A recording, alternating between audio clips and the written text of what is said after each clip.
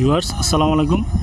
আজ থেকে ৩-৪ বছর আগেও যেই জায়গাগুলো হচ্ছে একদম গ্রাম ছিল, মানে আপনার গ্রাম টাইপের, তো নগরায়ন আমরা কিভাবে করতেছি আসলে এই জায়গাগুলো দেখে আপনারাই বুঝতে পারবেন যে এই জায়গাগুলো গ্রামের যে এলাকাগুলো ছিল এই এলাকাগুলো এখন হচ্ছে নগরায়ন হয়ে যাচ্ছে।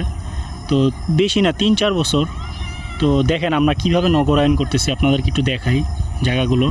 যে এই জায়গাগুলো একদম গ্রাম টাইপের ছিল, তো এখন দেখেন কিভাবে বিল্ডিং উঠতেছে। এই জায়গাগুলোতে কী পরিমাণ বিল্ডিং উঠতেছে, এই দেখেন, দেখছেন বিল্ডিং একদম পুরো উঠে, মানে বিল্ডিং হইতে দেরি বাট ভাড়া হইতে দেরি না।